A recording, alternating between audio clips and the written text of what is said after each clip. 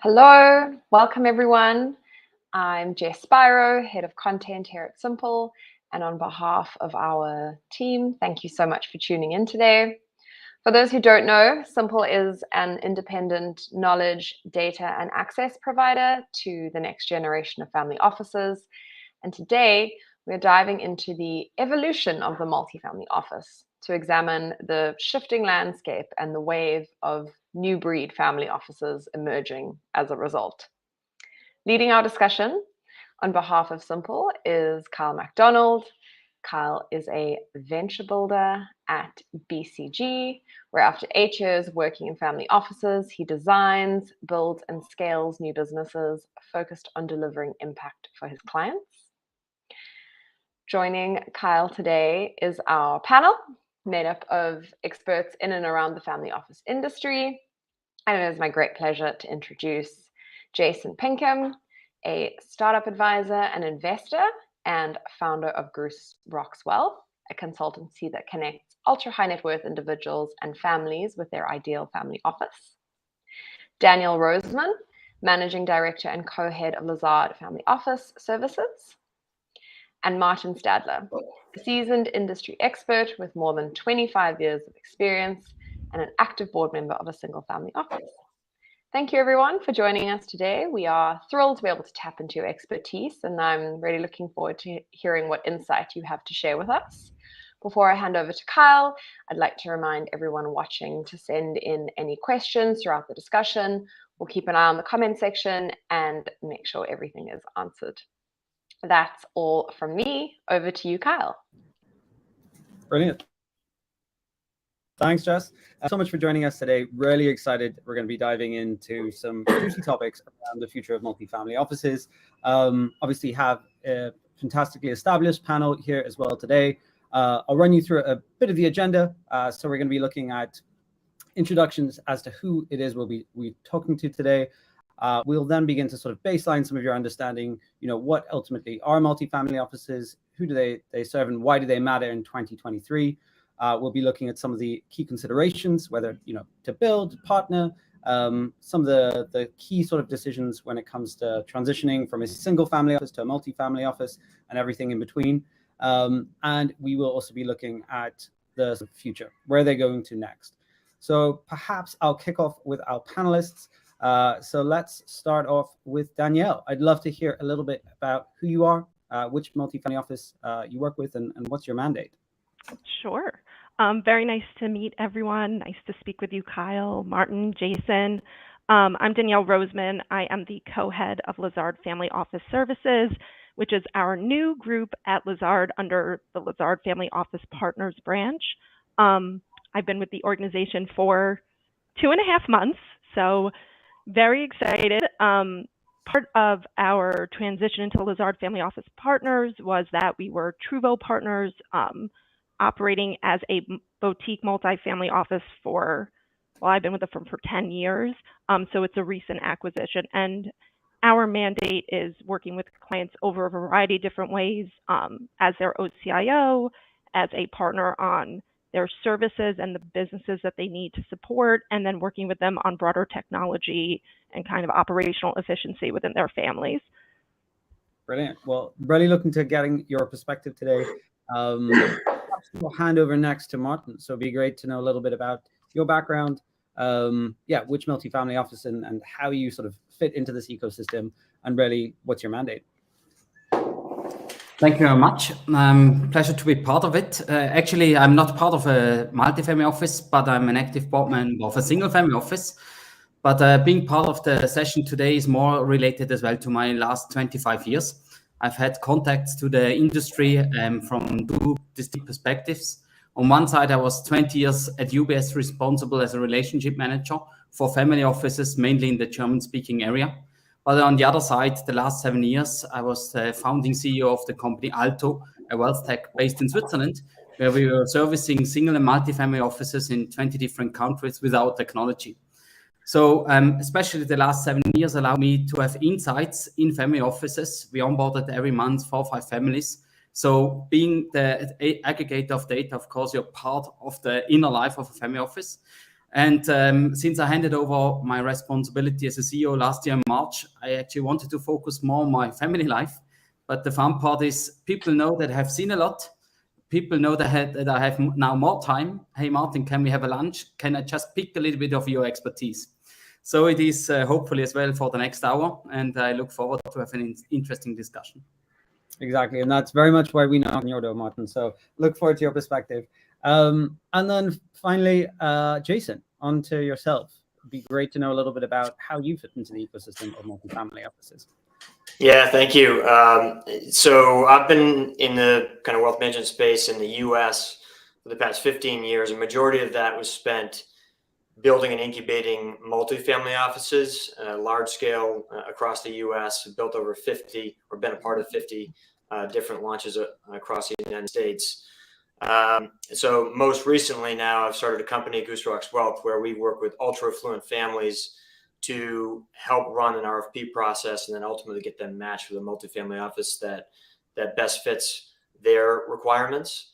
And so it's really building kind of the expertise and the inside knowledge that I have and building the business from the ground up, and then kind of bringing that knowledge to the families that are exploring the space and then helping them go through a process and then identify, the right family office for them. So, also on the other side of that, some families are also considering, do I start my own single family office rather than hire a multifamily office? So that's always part of the exercise as well. So looking forward to getting into some of the back and forth there. So I don't represent a single multifamily office. I actually work with a network of them. So I have a bit more of a broader perspective, primarily US based. Brilliant.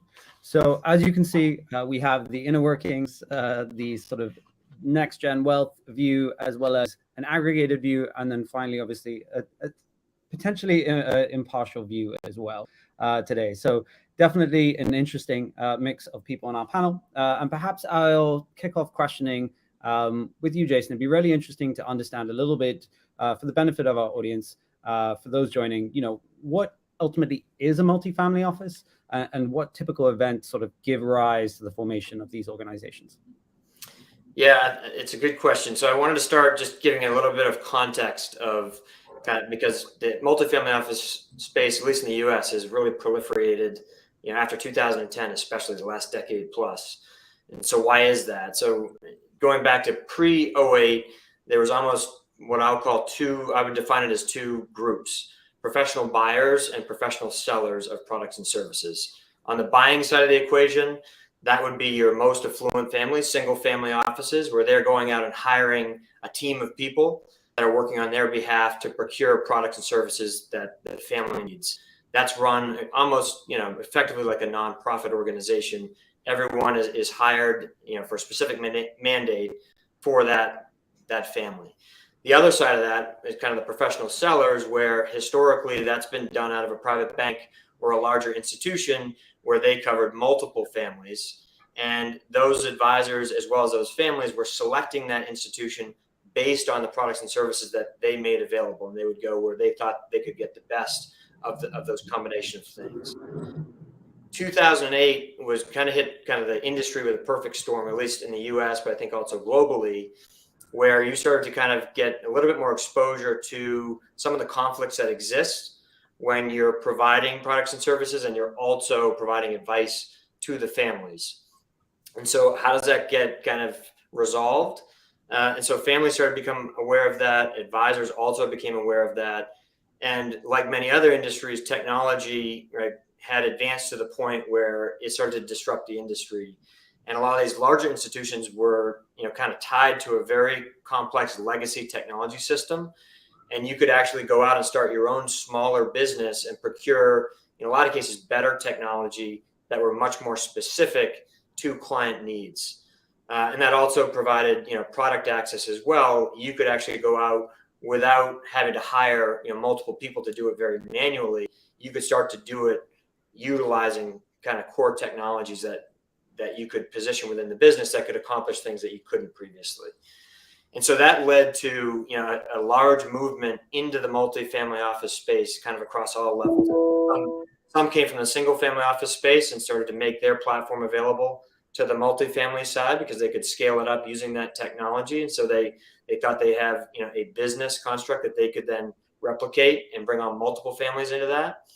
And others, moved from these private banking teams, lifted out, and then started their own business where they could completely control what that deliverable was, and they could reinvest back into that business, specifically for the benefit of their clients. And so what's the difference now kind of between a single family and a multifamily, when I'm walking families through that? The largest thing that I see is the commercial interest of a multifamily office. And so they're generating revenue. They're running it like a business. They're making kind of profitability decisions, and they're considering kind of their stakeholders or key stakeholders as they're going through that decision-making process. And so the starting point when I'm talking to families oftentimes is, let's go to the cap table of that multifamily office so we can get an understanding of how they're going to make decisions within the organization, because starting with the investors or the equity holders, that typically will flow down through the organization and impact it in various ways. And families that are looking for a multifamily office are looking for the same thing as if they were setting up a single family office. This is, it's a legacy play. It's meant to serve multiple generations. It's meant to be there 20, 30, 40 years. It's not something they want to go through every 5 years and switch to a new multifamily office. And so, again, it comes back to kind of that, who owns the equity. And so typically the equity holders are going to be some sort of a combination between key employees or advisors. They may own all of the organization. They may own, a significant part or part of it. Clients could own part of the organization, right? And they do that for a couple of reasons, right? They want to potentially have more control over some of the decision-making, or at least an influence over the decision-making of the process. How do you reinvest back in the business? They want to understand where that's going. They may want control, and in some cases have the ability to vet new clients that are accepted into the business, because every new family is going to bring a new level of complexity. It could potentially water down the service offering. So they want to really understand that and kind of vet it. And then you have other equity holders that could be strategic in nature. Maybe it's somebody that servicing clients in another country and they want U.S. access. They're going to acquire a part of or all of a business in the U.S. to move into that market. And then you have private equity. It is an attractive business profile from a private equity standpoint. It's annuitized revenue. Generally, it's growing. As assets grow within these families, the revenue can grow alongside of that. So it's been an attractive area that has attracted a lot of private equity money. And in those cases, you really got to look at that from a client perspective, because private equity is typically in it with a very specific time horizon, and they're looking for a specific return profile. So you really want to understand how that could impact the organization, specifically when you're looking, hey, I want this to be a solution for my family for 30, 40, 50 years. How's that private equity going to play into this? And so that's kind of the high level. On that topic around sort of private equity, understandably, it has a fixed span in terms of typical funds, exit and carry. I guess the difference when it comes to thinking about family offices is this patient capital angle. We have a question which has been emailed across. When it comes to sort of the commercial side of multifamily offices, how rarely do they differentiate themselves from VC and PE investors in terms of their investment thesis and sort of around how they're focused around impact? So a couple of questions there, but thanks for popping that through. It would be great to maybe, let's take Danielle. How would you this? I think for us, we are very different than what would be like a true VC or private equity shop. We're a fiduciary for clients, and we're not selling product. And so we don't have a specific fund that we're trying to make a market for and then bring families onto. We really serve as that quarterback role and that connecting glue within the family construct.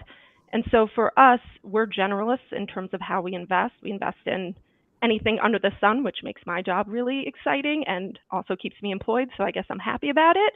And I think that for those industries where they're specifically saying, hey, we're maybe like a single family office who have an expertise in this one or two area, come along. You kind of have to understand the economics of that investment and how they're getting paid, what carry is, et cetera. Is that really a family office, or maybe it's an area of expertise where you're not as familiar as a single family office, and so there's synergy or almost like a club feeling where you can get in line together. From a commercial perspective of our organization at Lazard, we're really playing more of that connecting glue for that family as their primary fiduciary. And so from a products perspective on the VC private equity, I would say we're not quite there. From an impact is definitely, a constant conversation. I think within families more so when I started 10 years ago, it was much less of a conversation than we're seeing today, especially with thinking about how to engage next gen. And it's at the crux of what we do in terms of how we're evaluating managers and doing diligence. But I think it depends on, the focal point of the organization. And so there are lots of different providers out there that do have a main focal point within the impact space. And so it kind of just depends how you feel alignment. That's kind of what I feel like Jason was trying to summarize, is this concept of alignment with a multifamily office. What are you looking to achieve? And can you find that with a third party, or do you keep that in-house and then section off different pieces? Maybe that venture piece gets sectioned off separately, and you find alignment with other families through that. Brilliant. I guess perhaps a question, and this is open to the floor, so feel free to respond, whoever feels it's most appropriate. But let's talk business model. When we think about multifamily offices, how are these different? How are they incentivized? We know incentives drive behavior. It would be great to get a point of view on this. Perhaps Martin, I can see you smiling. Would be good to see if the European viewpoint is similar to the North American. Yeah, I mean, Jason prepared the topic already quite well. What is the nature of the multifamily office? If I am a single family office and I think that opening up for other families can add benefit, but as well can share costs, it's economically speaking another business plan than me being a private banker 20 years with a Swiss private bank. And now I think I'm close to 5 family. Let's get out of there and let's have at least as much compensation as I had at the bank afterwards at the multifamily office. So from that perspective, of course, the asset under management pricing, which is still a standard in the industry, might be rather on that side where a private banker would like to open his multifamily office. He makes a package price, and all the kind of services that might happen within the multifamily office are paid by 70, 80 basis points, depending on the size, or if it's a much larger one, it might be cheaper as well. So as I am in a single family office, it's actually one which is driven by next generation. So 40 years old, 2 brothers, giving all they can have to set it up properly for the next decade of the family. They think about as well what could be offered as a service for other families. But then it's really modular, and they say, hey, the added value that we provide for us or the headcount it costs shall be split by the amount of additional families using this service. So maybe pricing wise, it's much easier if a multifamily office is growing out of a single family office. But happy to hand it over to the 2 MFO experts. Brilliant. Well, perhaps Jason, on a similar topic that as well, it'd be interesting to know how should a wealth owner be thinking about if the multifamily office is the right fit for them? Yeah, so I'll take that and then kind of spin that back to your business structure, because I think it makes it. I think they're related, and so how do these organizations kind of run themselves? How are they organized, and how does the economics work? And so what I would say on a high level is most of these businesses take about 50% of their revenue and they're reinvesting that back into the business at a high level. And then you can go in either direction on that. And so like Martin was saying, some multifamilies are very strategic in nature. They only cover a select number of families, maybe 10 to 15 families. And it's very much like a club type structure like Danielle was referencing. And so in those organizations, they're probably not as concerned about growth. They're not as concerned about maybe profitability or return of capital to the kind of equity holders. They're much more concerned around kind of the political components between the families that they're working with and making sure they're satisfying, all the requirements, whether that's on the investment side, creating a club environment where each family probably represents a specific industry they've had success in, and they want to open up that expertise by allowing other families to tag along to co-invest in their deals, that may be one version of a family office. You may have another version of a family office that is much more focused on growth. And that may be if a private equity player has come into the model, right? So you may see them acquiring other practices, what in the US would be considered kind of rolling up advisors. And so they're out there actively adding advisors. You know, if they're doing it well, they're doing that on a very strategic basis. They're probably acquiring a team of advisors that brings maybe a unique expertise into the practice. But those are things you want to look out for, right? Is who are they acquiring? How fast are they acquiring these things? Because it's not easy to digest bringing in a new set of clients and new advisors into a business. It's going to impact the organization. It's going to spread resources. And so, you know, those are just, I guess, a couple of examples as you're looking at the structure and the business model is kind of understanding things like that, because those ultimately will impact, you know, your client experience. Great. Perhaps we'll start moving on to the next section, which, you know, is really about the considerations. So when we begin thinking a little bit more about if you're a wealth owner, how do you know if a multifamily office is right for you? What are the typical sort of baseline considerations you're thinking here? You know, should I be, Martin, you obviously, as part of a single family office, I've had some clear decision points, no doubt, and ultimately then understand why you've chosen your path. Danielle, it'd be quite interesting to hear, you know, ultimately how you then service your clients in a differentiated way. So maybe we'll start with you, Danielle. You know, Sure. Over to you. So again, I come back to this word alignment because it's one of our strategic values, and it's something that we think about a lot in terms of working with our families of where do we align with what you're looking to achieve, and you know, equally, where do we not align? And so some of the things Jason's touched upon, we've kind of lived through a cycle of the last 10 years, having gone from two wealth owner founders to being a traditional multifamily office fiduciary private partnership to now being purchased by Lazard and going through an actual exercise of being acquired by another group that has an asset management component, and trying to see where those alignments and synergies not only work for us as an industry, but also equally work for our families. I think what we have found with our families is that there are things that they know that they really want to be focused on, whether that's in the investment space or not. And a lot of our clients are previously in the investment world, and so they may very much want to be focused on real assets out in, you know, the Midwest in America, and they know what they don't want to spend their time on equally. So whether it's the cost and upkeep of managing a single family office, whether it's the expertise in what we call our services. So they want to keep the investment piece, but they do not want to build technology, reporting, making sure the insurance premium was paid on, you know, one of their insurance trusts, all the kind of daily work that goes into managing a family, making sure their taxes are taken accounted for, dealing with the, you know, like Jason said, the rise has been the last 10 years, right? So that's been a lot of private investing. And so dealing with all of that, both money movement, tax implications, all of those kind of complexities, and dealing with an expert in that, but maybe they really want to keep the investment piece or part of the investment piece. And so figuring out where you really want to be the owner, I think, is an important concept for a single family office or an individual wealth owner to consider. And the second piece, which I think, you know, we just had, you know, play out something similar this morning, is what do you think about when you think of your next generation, to Martin's point? So he's working with a family that has two brothers that's trying to build something really thoughtfully for their next gen. Does your next gen have a natural interest in managing a complex family office?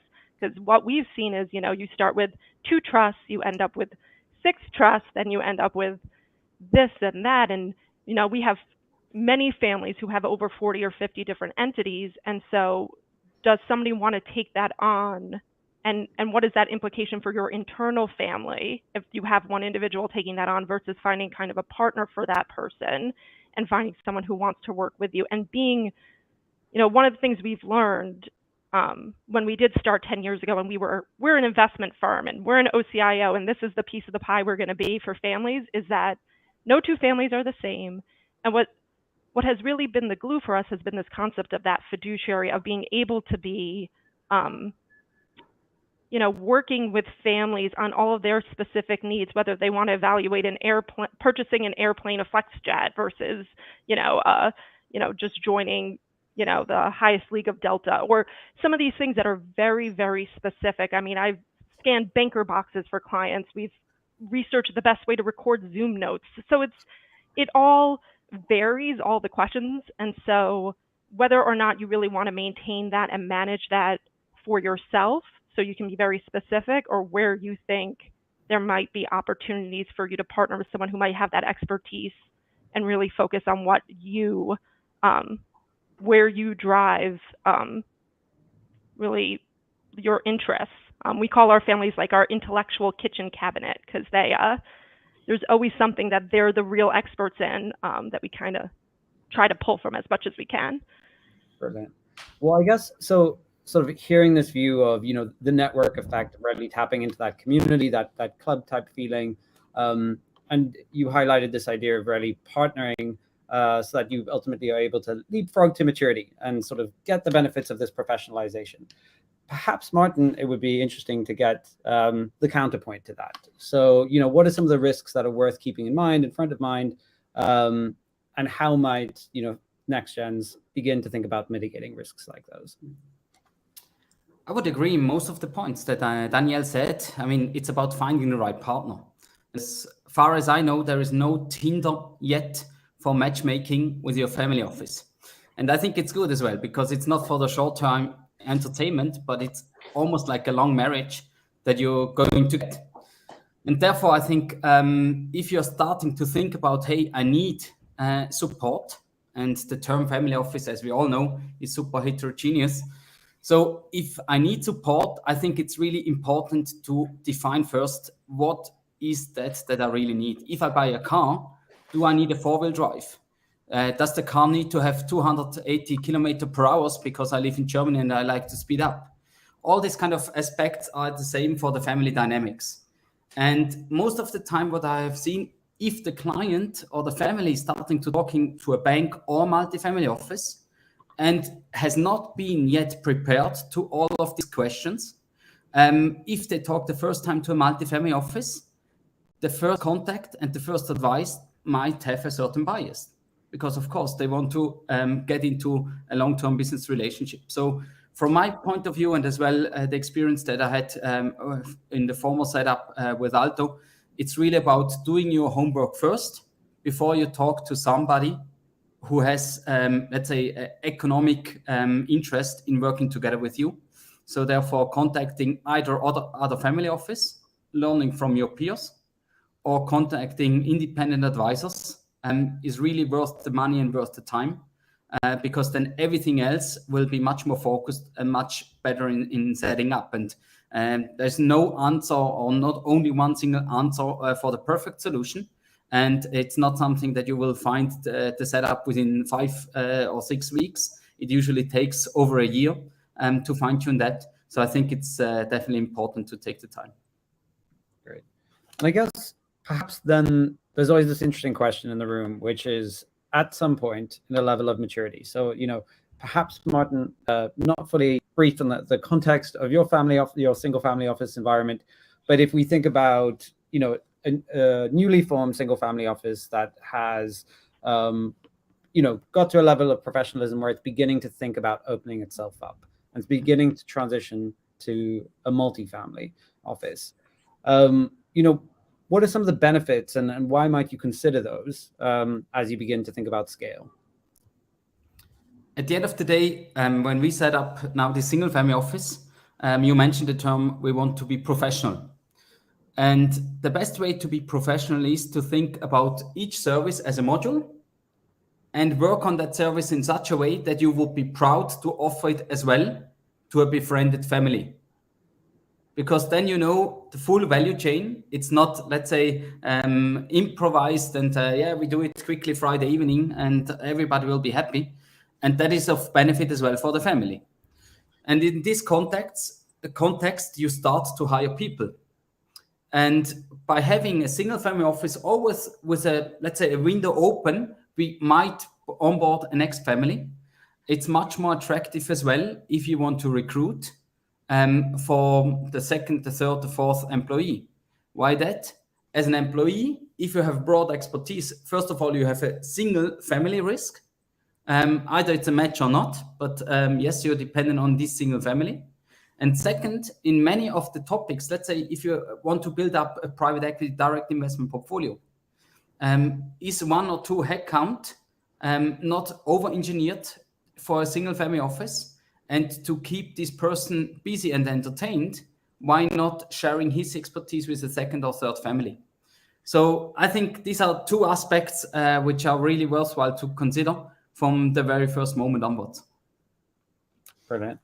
We have an interesting question in the chat that's come through. And yeah, perhaps this is one for Jason.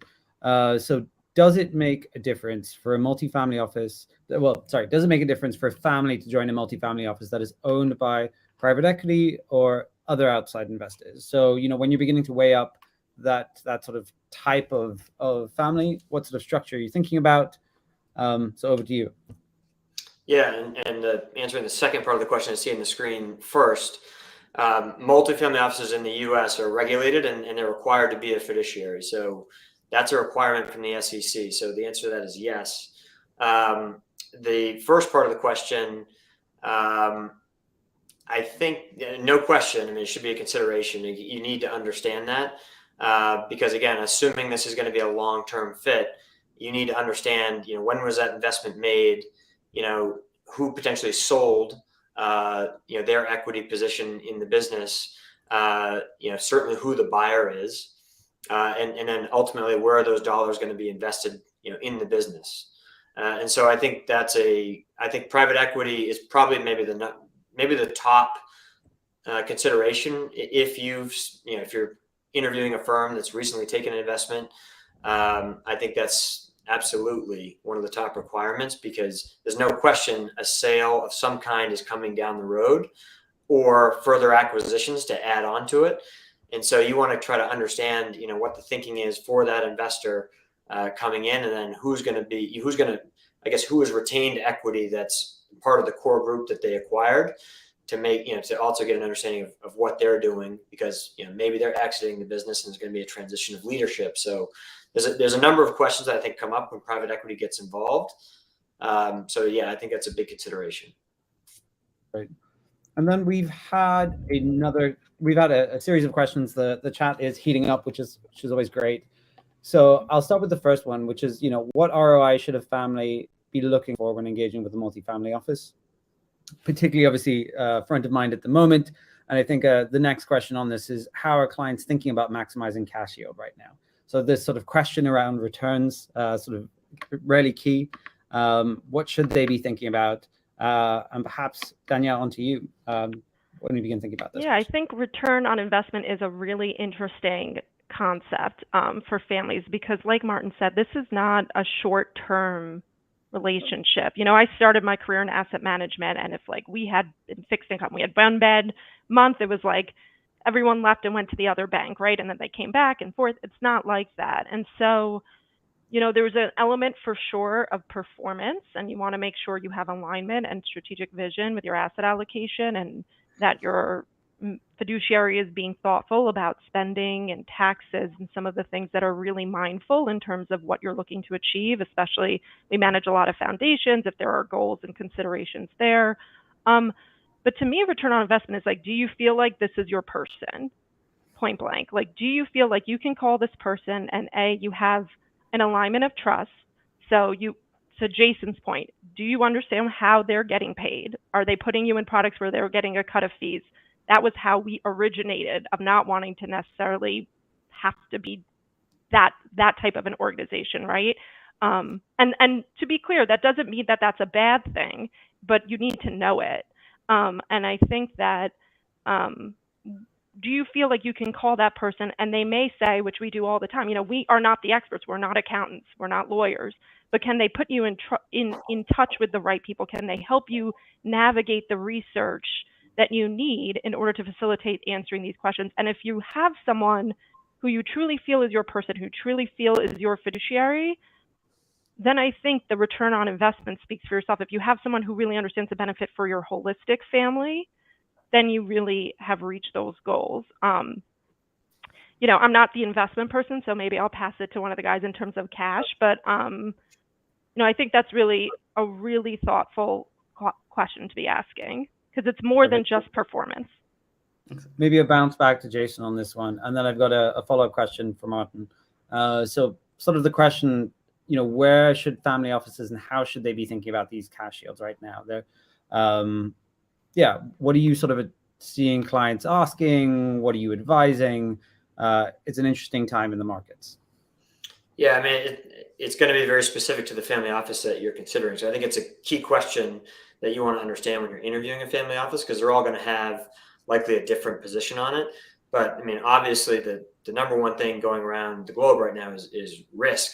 It's not necessarily yield. It's the risk associated with the yield that you're getting.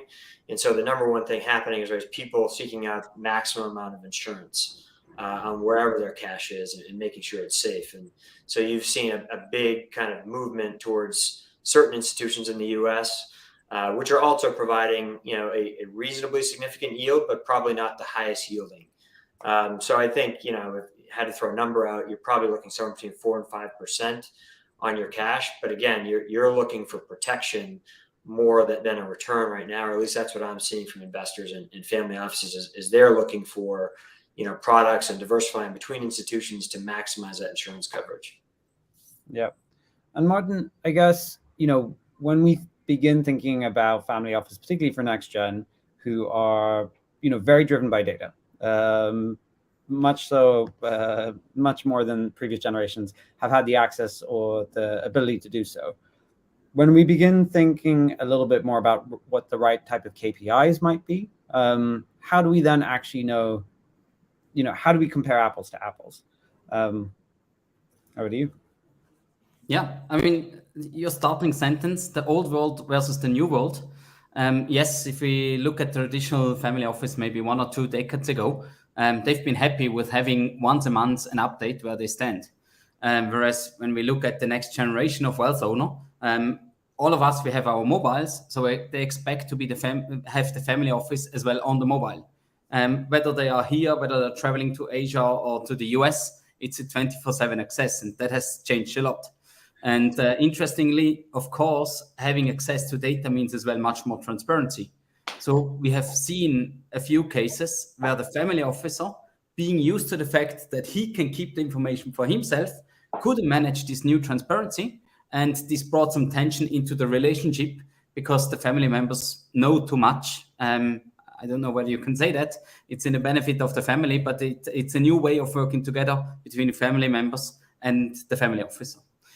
At the end of the day, which KPIs are the most relevant one comes back to what are your requirements. I mean, there can be a simple one, which is we always need to have the cash quota of this amount of million Swiss francs or US dollar on the account, because everything else is anyway just capital protection. To market-related KPIs, hey, inform me if any of our investments drops more than 10% within a week. It's somehow an alarm signal. To having the absolute expectation, what should be the return on investment or the performance, which might be inflation protection at the end of the day. But this is really diverse with each family.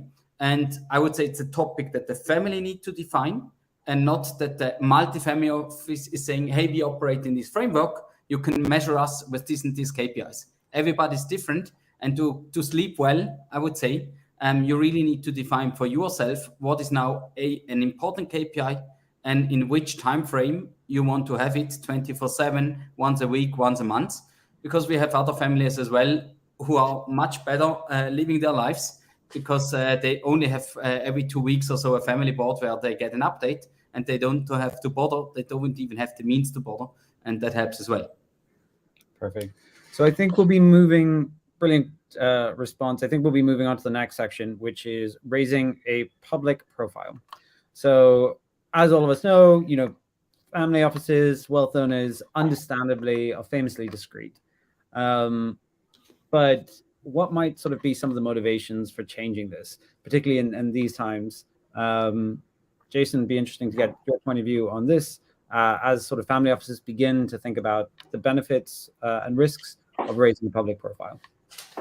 Yeah, so I'll point to two, and then I'll pass it on to the others. But the two that I come across most often, one is getting back to the kind of commercial interest. So if a family office, and Martin mentioned it, right, if they think that their offering is superior to others in the marketplace, they want to then take that out into the market and start to scale it up and generate more business. And so a lot of times they'll do that by getting permission from the families that are already using the service to use that name to attach some legitimacy to that offering and give the market some more conviction that it works. The second piece is there's different levels of public profile. So I think that the second piece is probably what I would call more of that club investment format, where they're selectively going out to the marketplace or to key influencers to get matched with other families on a very strategic basis, which is going to give them more expanded investment opportunities. Getting back to industry expertise and trying to match with a family in a different industry so they can kind of use follow-on capital and get kind of embedded expertise from other clients inside the same organization. So those are the two that I would point to, and then interested to hear what the others think. Great. Danielle, maybe one for you. How do you manage the sort of balance between, obviously having quite an outward-facing family office, but at the same point ensuring that you have a privacy and discretion in place? Yeah, I mean, I think we're kind of going through a lot of these decisions and evaluations that Jason and Martin are discussing as we're living it, having just recently been acquired.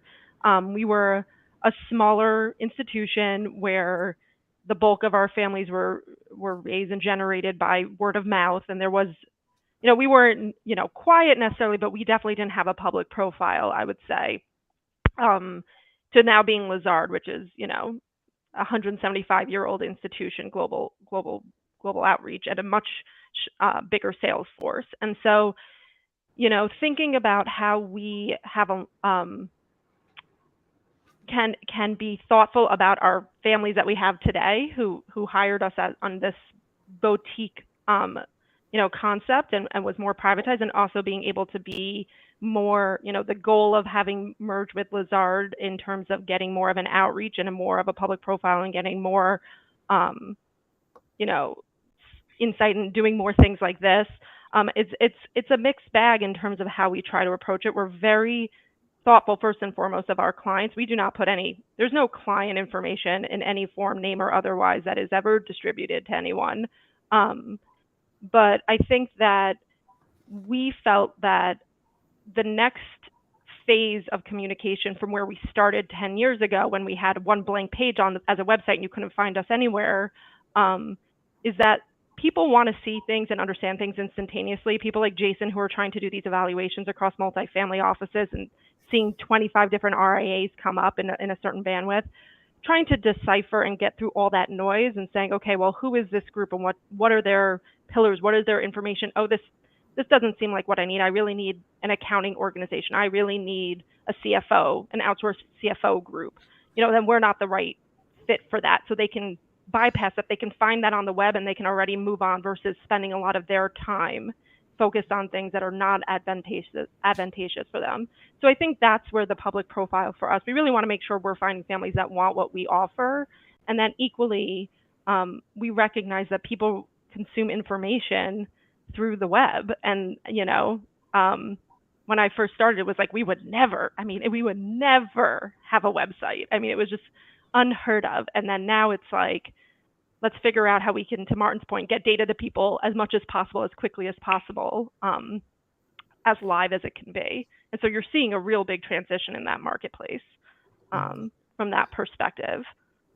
I'd be really interested to get Martin's perspective on this as well. Do you think that this will become more common? Do you think we're going to start seeing family offices raising profiles, becoming a bit more outward facing, much like we've seen PE firms and VC sort of begin to create a bit more of a public profile? I would say now, from a single family office perspective, if you can afford it, you will keep the privacy. But for me, there are two drivers which might move a family or single family office into getting more public. One, recruitment. If you are a firm which doesn't have a LinkedIn profile, doesn't have a website, you don't see who is working in addition in that firm, it's going to be very difficult to attract talent. As soon as you have a bit of a public profile, you end up being visible and tangible. So recruitment, if you don't use executive search, might be much easier. That's one side. A second, we see, especially here in Switzerland, some family office growing out of their initial setup, having more than 100 beneficiaries. And then with 100 beneficiaries, all from the same family, are you still a single family office or already a multi-family office? And especially in that context, it makes sense then to raise a brand, because it's much easier than to transmit to the fourth or fifth generation of a family who you are and for what do you stand for. And in this context, I have just seen an example, a family office, super professional setup, a single family office, having done the asset management part of all the asset classes in an institutional way. They have the fund infrastructure, where it doesn't matter anymore whether now a family member invests another 5 or 10 million or an external family.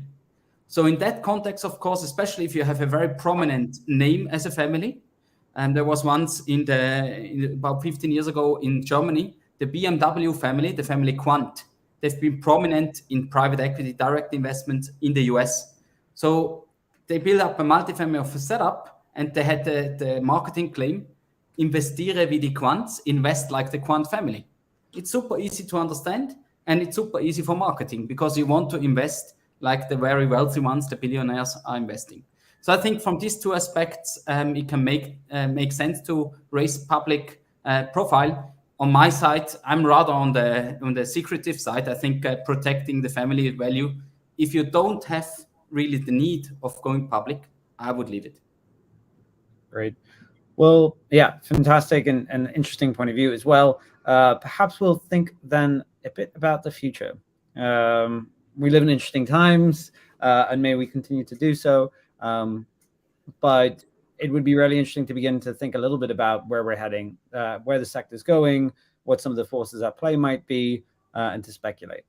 So with that, we had an interesting question in the chat, which I think is, obviously there's a lot of buzz around this world of AI and particularly around sort of technology, using things like generative AI, etc. How do you think that this is going to begin to sort of impact multifamily offices, if at all? From my perspective, having obviously worked in family offices, I understand the complexities. Very difficult to automate a lot of what we do, but there's a lot of value that could definitely be driven through Gen AI, etc.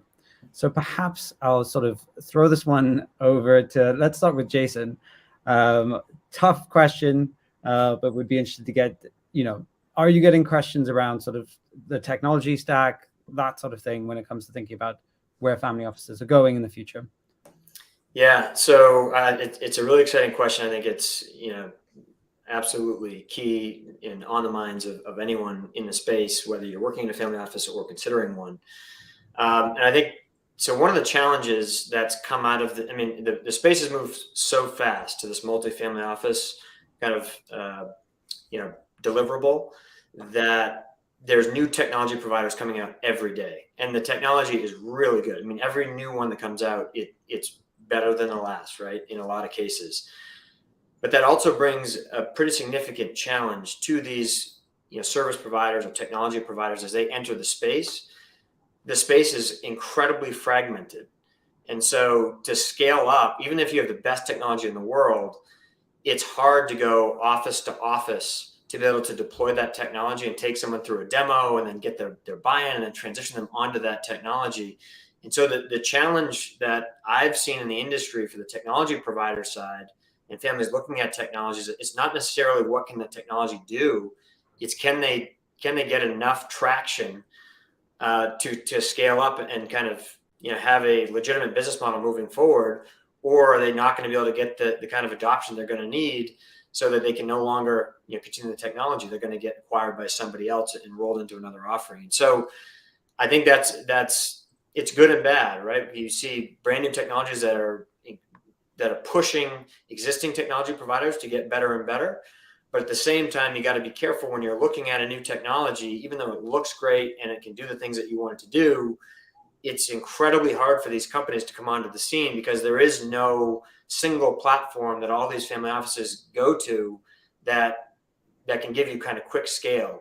Whereas before you could go to Morgan Stanley, you could go to Goldman, and that's a major player. If you get one of those clients, you've effectively scaled your business model. And so I think that's a big challenge. And moving forward, where's the opportunity in the space? I think both, because of some of the topics we've talked about, single and multifamily offices, you've got these younger generations coming in. They're much more open and collaborative and more willing to kind of become less private. And I think that has a lot of benefits to it.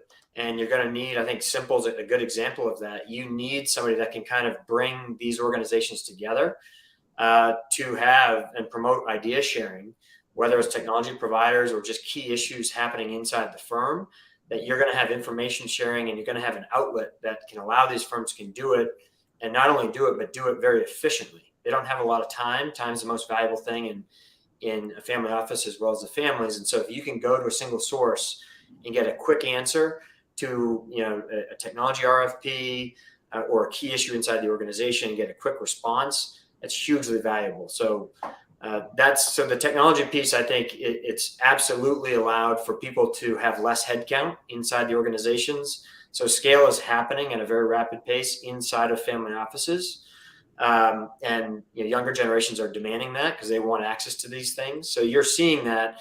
But again, I would caution people as you're looking at new technologies, is you need to understand how well capitalized are they and how quickly are they scaling up, because they may not be around in its current form in a couple of years. Perfect. One sort of last question for the group, which is always my final question, is what sort of excites you the most about the industry and what it is that your role within it is? So perhaps I'll start with Martin to give the others some time. As I mentioned, now 25 years with exposure to family office. And in the last 2 decades, a lot has happened already. But I would say the accelerator only happened in the last 5-6 years. That's on one side because the financial industry, even though they've made billions over the years, they have a huge legacy in IT. If you would come and join this discussion as an outsider, you would say to that question to Jason, yes, of course, you need technology and you can scale the business, software as a service, etc. But it's not that easy. Why? Because the financial industry, because they've been so spoiled in making easy revenues, is far from that. So therefore, what excites me is to see what's going on in the next 5 years. And I would have 2 wishes there. And I'm mainly speaking for the European multifamily office landscape. First, most of the multifamily offices here, I would say 90%, are still asset managers. Being an asset manager of a family and being the multifamily office of a family produces conflicts of interest. What do you do if you once underperforming your peers? Do you quit then the management contract with the family, yes or no? So my wish, let's hope to see more multifamily offices who are the pure independent advisor for our family and seeing their the real added value for managing wealth. The second wish, and I think it's a trend that we can see as well, building up the ecosystem. I see between single family office and multifamily office, something in between building up.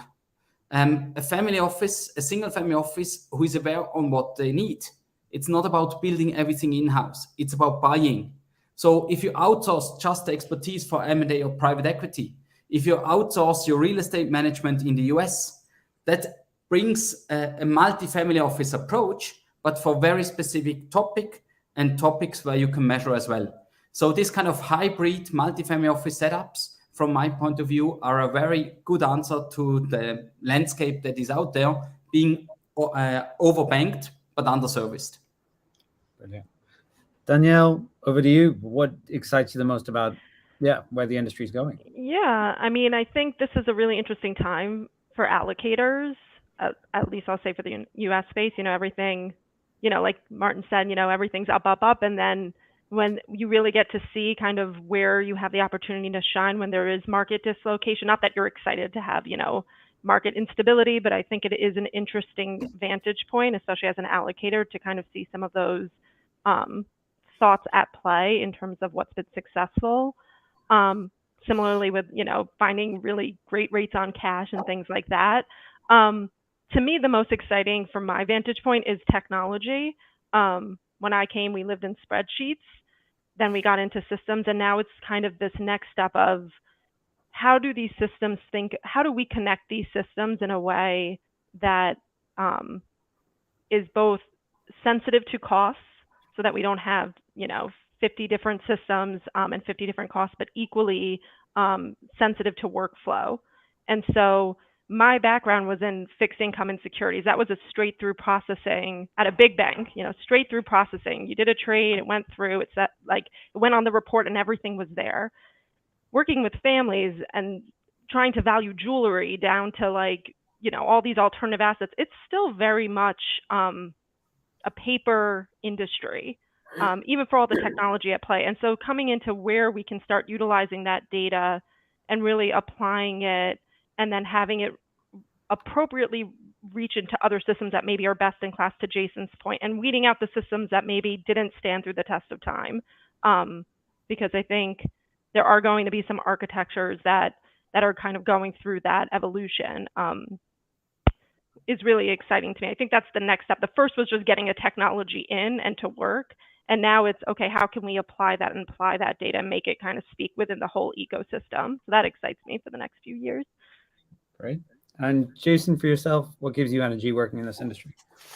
Yeah, I mean, I think all those points, and then I just think it's ramping up so quickly, and the collaboration is increasing amongst these sophisticated families, and it's pushing technologies, it's pushing investment access. It's pushing a lot of things. And then, outside of that, I think so investments has always been the core focus, within family offices that will continue, right, to a certain extent. But I think what's also exciting is these new services that you're seeing. Maybe it's more US focused, but an example, you're seeing a lot of families and maybe younger generations are pushing this, like health advisory. That was not talked about, probably 20 years ago in terms of what's the medical care of the individual families, in the family offices. People are more focused on that. So it's not just about, what are you doing with your wealth, but are you actually, what's your quality of life around that? And you're seeing that from, people that are able to conduct family meetings. I saw a family office that actually hired a former university president to come in and actually, help with the governance of the family. And, they're obviously very political, so they try to kind of tie multiple generations together because they want the family office, to live on. And so you have to kind of work within some personalities there. And then this health advisory, right? So are you getting the best medical care? And you're seeing a lot of private practices that are opening up. So clients are becoming, paying outside of the regular health system to actually have almost a family office of doctors that caters to just their family. So I think you're going to continue to see some of these services outside of traditional kind of asset management, as Martin was saying. And I think it's very exciting as people start to look at that, as these are relatively new areas that families are considering. So you're going to see more money going into those. And I think those are going to start to be more of a differentiator in these models, because a lot of people can do the investment side really well, but it's these other kind of ancillary services that are very specific to what the family values are, or what they deem to be really important. Brilliant. Well, fascinating conversation today. Much more to pick up on in future. Thank you so much for all of your time. Over to you, Jess, and the Simple team.